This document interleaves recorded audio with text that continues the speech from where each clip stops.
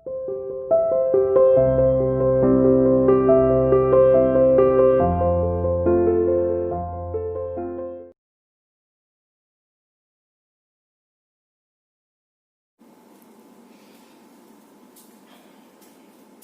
students, today we are going to start the new topic of first chapter, means that is electrical energy. जो last topic हमने किया था electric power का, उसके बाद हमारा नेक्स्ट टॉपिक आता है बेटा इसमें इलेक्ट्रिकल एनर्जी. देखिए जो न्यूमेरिकल्स है, आप इस चैप्टर के सिर्फ 2 टॉपिक्स रह गए हैं बेटा. तो पहले हम इन दोनों टॉपिक को कवर करते हैं, उसके बाद फिर हम ओवरऑल इन चैप्टर्स के न्यूमेरिकल्स करेंगे. ठीक है, चलिए देखिए electrical energy. What is the meaning of electrical energy? So it may be defined as the product of electric power and time. देखिए हमने यहाँ पर इलेक्ट्रिक पावर का एक फॉर्मूला लिखा था, इलेक्ट्रिकल एनर्जी अपॉन में time.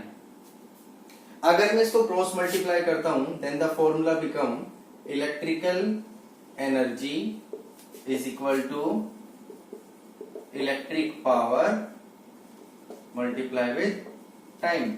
So electrical energy is defined as the product of electric power and electric time, means how much power of electric appliance we used and for how much time we use that electrical appliance, and describe the electric power of that electric energy of that appliance. तो देखिए अगर हम बात करें, जो electric energy होती है वो हमेशा किसके इक्वल होती है? इलेक्ट्रिक वर्क डन के इक्वल होती है. किसके इक्वल होती है? इलेक्ट्रिक वर्क डन के इक्वल. तो इलेक्ट्रिक वर्क डन में also be defined as the product of electric power and multiply में टाइम. अगर हम यहाँ पर बात करें यूनिट की, तो पावर की यूनिट क्या होती है? वॉट. और इसकी यूनिट क्या होती है टाइम की? यहाँ पर हम आवर. तो watt hour is the unit of electrical energy, and if we take the commercial unit of electrical energy, commercial unit, तो commercial unit होती है, हमेशा याद रखना, kilowatt hour. It is most important question. What is the commercial unit of electric energy? So the commercial unit of electrical energy is always kilowatt hour. Kilowatt hour जो होती है वो इलेक्ट्रिक एनर्जी की कमर्शियल यूनिट होती है, और it is also equal to 1 kilowatt hour is also equal to 1 unit. जो हमारा इलेक्ट्रिसिटी बिल आता है वो आप देखते हैं उसको हमेशा यूनिट्स में आता है कि कितनी यूनिट हमने कंज्यूम की है. So there 1 unit is always equal to 1 kilowatt hour. हम भाई ये पूछते हैं कि कितनी यूनिट हमने कंज्यूम की है, तो यूनिट कंजम्पशन का मतलब है हमने कितनी एनर्जी यूज की है. तो 1 kilowatt hour always equal to 1 unit. और अगर हम इसको डिफाइन करें कि डिफाइन 1 किलोवाट आवर, तो कैसे डिफाइन करते हैं इसको कि when an electrical appliance having a power of 1 kilowatt, कि कोई इलेक्ट्रिकल अप्लायंस जो हम यूज कर रहे हैं जिसकी पावर कितनी दे रखी है?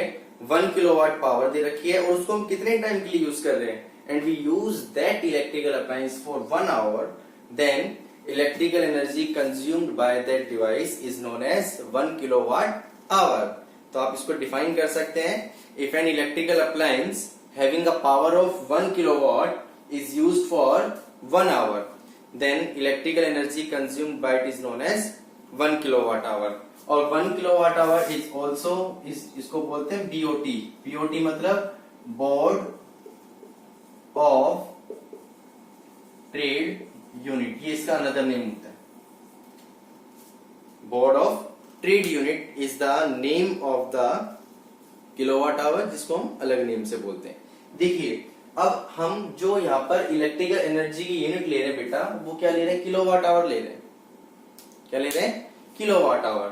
अगर हम बात करें इलेक्ट्रिक एनर्जी की जो दूसरी यूनिट होती है वो क्या होती है? जूल. तो इसका मतलब दोनों में कुछ ना कुछ रिलेशनशिप होगा, जो आपने 9th क्लास में पढ़ा था. Relation between kilowatt hour and joule. देखिए 1 किलोवाट आवर किसके इक्वल होता है? हमेशा 1000 वाट आवर के. 1 किलोवाट आवर किसके इक्वल होता है 1000 वाट आवर के, और 1 kilowatt hour is also equal to 1000 joule upon में second, because 1 watt is equal to 1 joule upon 1 second, और यहां पर आप लिख सकते हैं 1 kilowatt is equal to 1000 watt. ठीक है जी, और यहां पर आवर एस डीज। Now 1 kilowatt hour is equal to 1000 joule upon second, और मल्टीप्लाई में 3600 second, because 1 hour is equal to किसके होता है 3600 सेकेंड के। सेकेंड से सेकेंड अगर हम यहाँ पर क्रॉस करते हैं, then 1 kilowatt hour is equal to 36 into 10⁵ joule, और उसको पॉइंट में कन्वर्ट करें, then 1 kilowatt hour is equal to 3.6 into 10⁶ joule.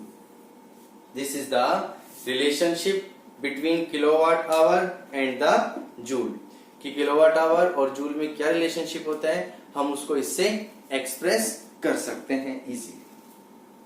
Clear हुआ बेटा? इसमें कोई डाउट आपको बताइए। चलिए, इसके बाद हमारे पास इस चैप्टर का लास्ट टॉपिक आता है heating effect of electric current.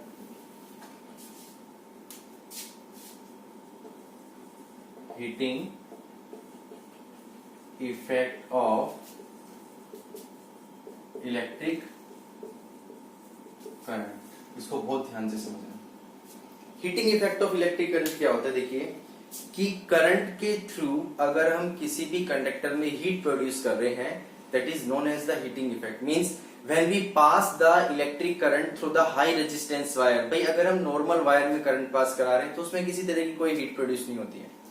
जैसे कोई कनेक्टिंग वायर है कॉपर या एल्यूमिनियम की जो है, उसमें किसी तरह की कोई हीट प्रोड्यूस नहीं होती। बट अगर हमारे पास एक ऐसी वायर है जिसका रेजिस्टेंस बहुत हाई है, the material having the very high resistance, and if we pass the current through that wire, then that wire becomes red hot and produce the heat। तो जो वायर है वो क्या होगी, गर्म होगी, उसमें से क्या निकलेगी, हीट निकलेगी।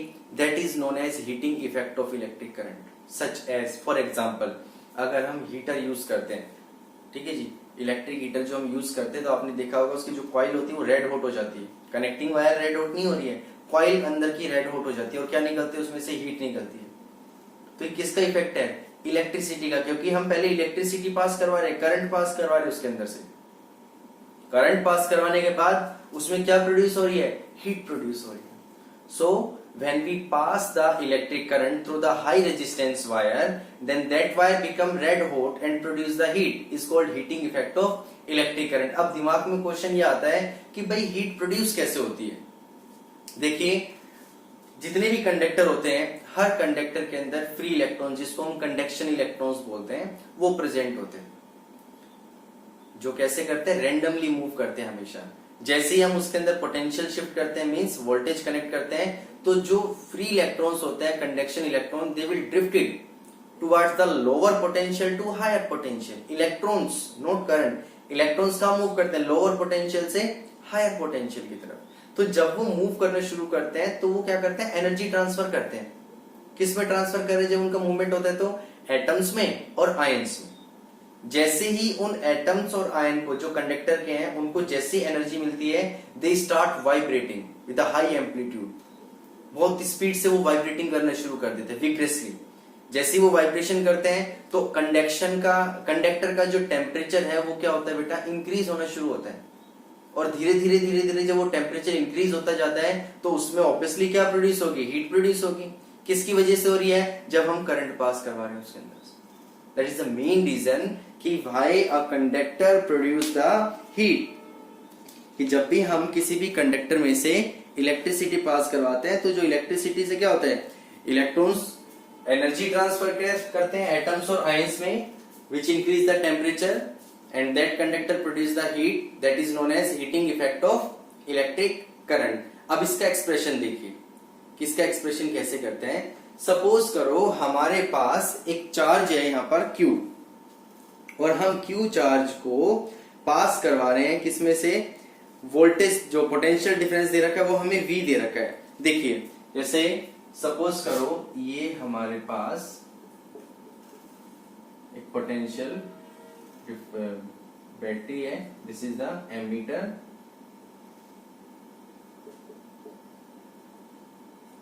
दिस वन इज की।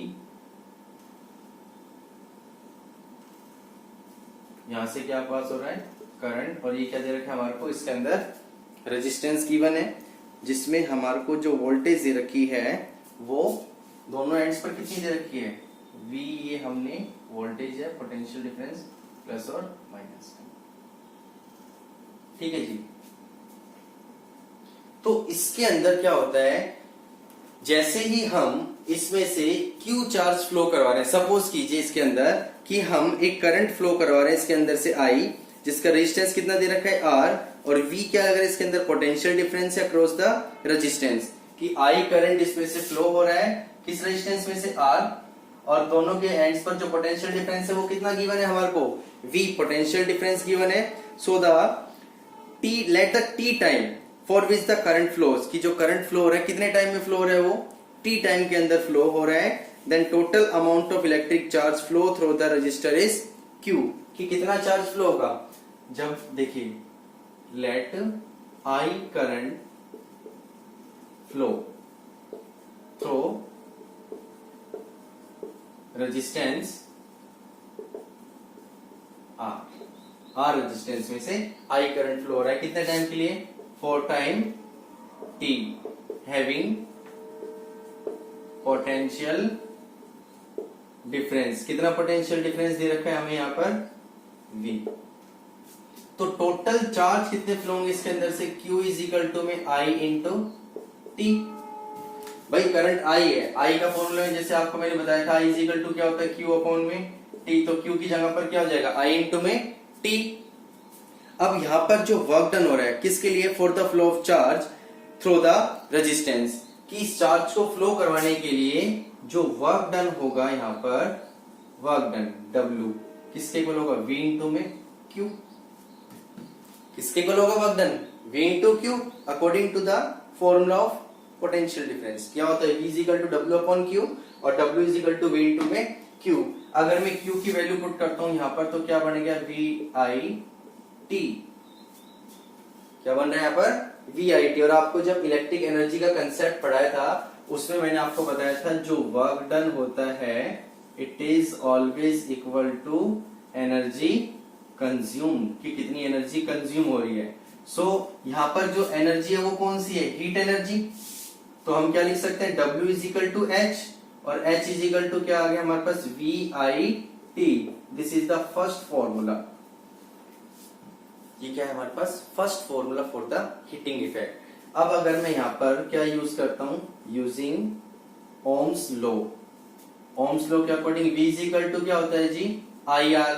इसमें पुट करेंगे हम इक्वेशन 1 के अंदर, तो H इज इक्वल टू क्या होगा, V की जगह पुट करा मैंने IR, I इंटू में T, तो H इज इक्वल टू किसके हो गया, I square RT। This is the second formula of the heating effect of electric current, H is equal to में I स्क्वायर RT। दूसरा, अगर हम यहां पर इस फॉर्मूले के अंदर अगर हम क्या पुट करते हैं, I की वैल्यू पुट करते हैं, किसकी वैल्यू, I की वैल्यू अगर हम पुट करते हैं, again I is equal to क्या होता है, V अपॉन R, किसका यूज कर रहे हैं हम, ओम्स लॉ का। तो फॉर्मूला क्या होगा, H इज इक्वल टू में, इसमें पुट कर रहा हूं मैं, I स्क्वायर की जगह क्या लिख देंगे, V स्क्वायर अपॉन में R square into R into में T, एक R से एक R cancel, H is equal to क्या हो गया, V स्क्वायर अपॉन में RT। This is the third formula of the heating effect. वो डिपेंड करता है कि हमें क्वेश्चन में कौन कौन सी वैल्यूज गिवन है, हम उसके अकॉर्डिंग इस फॉर्मूले को पुट कर सकते हैं। मेन जो फॉर्मूला यूज निकल के आता है that is H is equal to में I स्क्वायर RT, की जो हीट प्रोड्यूस हो रही है it will be directly proportional to the square of current, resistance and time। I क्या है यहाँ पर, करंट। देखो आपने नोट किया हो, हम हर डेरिवेशन के अंदर सिंबल यूज कर रहे हैं, क्या यूज कर रहे हैं, सिंबल। तो इसीलिए मैंने आपको स्टार्टिंग में बोला था कि बेटा जब आप चैप्टर को लर्न करना शुरू करते हैं तो सबसे पहला काम है हमारा सिंबल को लर्न करना। ये पोटेंशियल डिफरेंस का सिंबल क्या होता है, करंट का सिंबल क्या होता है, वर्क डन का सिंबल क्या होता है, रेजिस्टेंस का सिंबल, ये सारे आपको लर्न करने। क्लियर हुआ? So this is the derivation कि हम किसी भी हाई रेजिस्टेंस वायर में से जब करंट पास कराते हैं तो जो हीट प्रोड्यूस होगी it will be directly proportional to the current, square of current, resistance and time. अब देखिए इसी का एक कंसेप्ट आता है, इसको ध्यान से समझना बेटा, और जब ये आप वीडियो देखोगे तो आप इसको पॉज करके पूरा डेरिवेशन पढ़ना, क्योंकि असाइनमेंट्स के अंदर मैं इसका पूरा नोट्स दूंगा आपको। समझ में आया? तो इसको ध्यान से समझना है आपको, एग्जाम के लिए बहुत इंपॉर्टेंट टॉपिक है ये आपका। इसी के अंदर से हमारा एक कंसेप्ट निकल के आता है, जूल्स लॉ ऑफ हीटिंग। क्या आता है? Joules law of heating. और जो हीट एनर्जी प्रोड्यूस हो रही है, एक बात और ध्यान रखना, जो उसकी यूनिट यूज करेंगे वो हम जूल ही करेंगे बेटा। हीट एनर्जी जो प्रोड्यूस होगी उसकी यूनिट क्या पुट करेंगे हम? Joule. So joule's law of heating, according to joule's law of heating. क्या होता है जूल्स लॉ ऑफ हीटिंग? हमने एक फॉर्मूला निकाला था अभी हीट का, H इज इक्वल टू में I square RT। Now according to joule's law of heating, heat produced in a conductor is directly proportional to square of current. Heat produced in a conductor is directly proportional to resistance and directly proportional to time for which current is flowing. This is known as Joule's law of heating. क्या बोलते हैं इसको हम? Joule's law of heating. This is most and most important concept. Heating effect of electric current से drive होता है। तो आपको सिर्फ क्या बताना है, according to Joule's law of heating, heat produced in a conductor is always directly proportional to square of current. Current के स्क्वायर के डायरेक्टली प्रोपोर्शनल है, directly proportional to resistance and directly proportional to time. Clear हुआ? This is known as joule's law of heating. क्या बोलेंगे इसको? Joule's law of heating. समझ में आया बेटा? तो ये हमारा कंसेप्ट था heating effect of electric current and joule's law of heating. जो हमारा नेक्स्ट कंसेप्ट होगा वीडियोस का, उसके अंदर हम क्या पढ़ेंगे बेटा? एक तो एप्लीकेशंस कि हीटिंग इफेक्ट की एप्लीकेशंस कौन कौन सी है, कहां कहां पर हीटिंग इफेक्ट यूज होता है, और इसके अलावा दूसरा हम इसमें पढ़ेंगे numericals which are based on the power, heating effect of electric current and joule's law of heating. Clear? तो इसको ध्यान से समझना बेटा, आपको इसको लाइटली मत लेना क्योंकि इंपॉर्टेंट टॉपिक है। Clear? So thank you, God bless you, stay home, stay safe.